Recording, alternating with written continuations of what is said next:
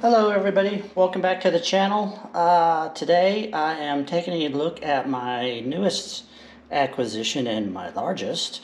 And this is the Star Wars Clone War BARQ speeder and the Heavy Weapons Clone Trooper set. This is a very large piece. In fact, it's given me some logistical problems just trying to film it and display it. So I'm here at the office. Anyway, here is the bike. This particular version of the bike actually comes with the sidecar, but you can set it up without the sidecar as I'm showing here. It pretty much comes out of the box as is. You do have to add these 4 cannon, 2 on the back and 2 in the front. I will say if you are awaiting yours to, although they look identical, these cannons or these guns are not identical, and so they're designed specifically to go back here and 2 up front. Otherwise they don't fit. I didn't realize that until I was trying to put it together, so learned from my mistake. He's got some levers here that go up and down. Unlike the Scout Trooper bikes, these come already installed, so you don't have to worry about it. Also, you've got these levers that move up and down. These front fins move in and out. That's probably about it on the moving parts. It fits on the stand on one of these flexible threaded rods, and that just fits in a hole there. And like I said, it has a tendency to lean forward because it is so large, so what you'll probably want to do is make sure that is kind of tilted backwards. So that is the bike in that configuration. Then we'll take a look at the Heavy Weapons Clone Trooper. He is your typical clone, 501st Clone Trooper, his with just a different paint job, and then he's got the modified helmet that's worn by both Cody and Vaughn, and he's got this. We've never seen a shoulder pauldron like this, but he's got this unique pauldron, and he also comes with a blaster pistol in a holster. He comes with a rifle and a number of gripping hands as well. So that's the Heavy Weapons Clone Trooper.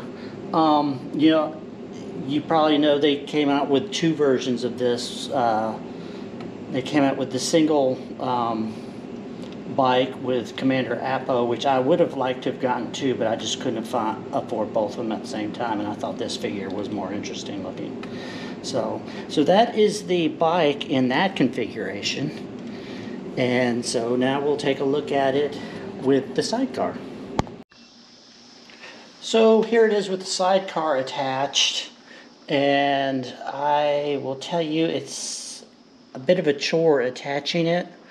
You have to flip the car, the bike over to get its attachments on. So if you can get somebody to help you, that would probably be the best bet. But you can do it by yourself. There are 3 things you need to attach to the bike to attach the sidecar. I don't know if you can see it, but there is this angled piece that attaches to the side of the sidecar, and then it attaches to 2 points underneath the bike. And then there is this hinged piece here that it comes attached to the sidecar, and it goes into the bottom of the bike in the back. The instructions don't tell you, but not only is this part hinged around this point, but this dark gray point is hinged on the back of the sidecar right here. You want to make sure this gray part is running straight back, otherwise you'll have a hard time getting this piece into the back of the bike. And then the other piece is this clear plastic piece which goes into the bottom of both the sidecar and the bike and then rests on the post, the base post. I have to say that when the figure was first announced, or the set was first announced, and I saw this piece, I wasn't very thrilled with it. Still not the best looking thing, but seen in person, it's not as bad as I thought it would be, especially if you have this set up, at tabletop where you're looking down on it, where you really don't see it too much. So the sidecar, this piece moves back and forward and also up and down, and these pedals, they swivel independently. These are fixed. There's this gun just fits down in this hole, and it swivels side to side, and also the handles swivel. The figures will probably fit better once I get gripping hands on it and get them around the handles. But I'm going to reluctantly disassemble this to show a third configuration with the sidecar. The only other thing I'll add is these figures don't sit too well on the sidecar. One problem is the Pringles can they have on their back kind of gets in the way. And likewise on this guy, he's hard to get positioned, and you really can't have him leaning completely back because of his Pringles can gets in the way. But they're not as difficult to get on the bike as the Scout Trooper was on the Scout Trooper bike. So there you have it with the sidecar in place. The other thing I would add is it becomes somewhat heavy on this side, and it's going to want to tend to lean this way.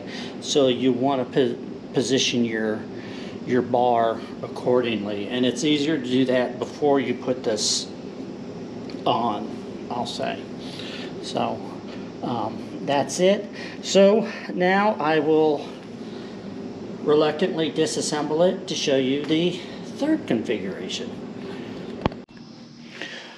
Okay, everybody, here is the third and final configuration, and that is with the sidecar detached from the side of the bike, and it's swung around to the rear.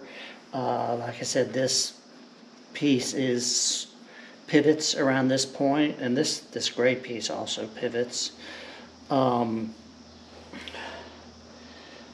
This configuration is my least favorite for a number of reasons.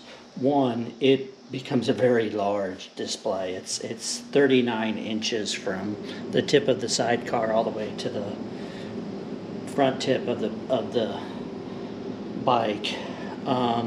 It's also a little bit wobbly. It's not as sturdy, as you can see there. One thing you have to do is you have to remove this piece, and it's just as hard taking off as it is putting it on.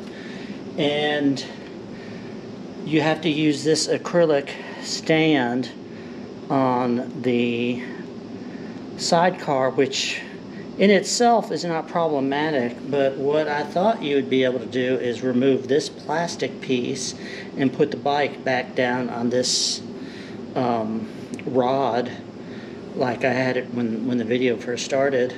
But this piece ends up being too long. There's no way to adjust the car up and down. If they had shortened this rod so you can do that, I think it would have been a much better display. But the way they have it, you have to keep this plastic piece on, which doesn't look good. One, it also means all the weight is on this one side of this plastic piece, putting a lot of stress on it, which I would be worried about it over a long period of time. So there you have it. That is the third, and of course you can move this in any position you want it. But there you have it. That's the third configuration of the BARQ speeder bike. So in a minute I will put it in its final configuration for you to look at. Thank you. So here's the BARQ speeder in the final configuration. I'll have it with the two figures positioned, their hands gripping the controls, I guess you'd call them, the handlebars. That's it. I will say that although not as bad as the Scout Trooper, they were a bit of a pain in the ass to get them on the bike and get them positioned. And I'll just say that you can drive yourself crazy, you know, doing minutia adjustments trying to get them perfect when you're just not going to. So once you get them in a decent position, I would leave them there. But anyway, that's it. I think it's a fantastic addition to the collection. Love it. My only problem is I don't know where the hell I'm going to put it. It's so damn big. So thanks for watching. Please give me a like or a comment below. I really appreciate it. Have a great day.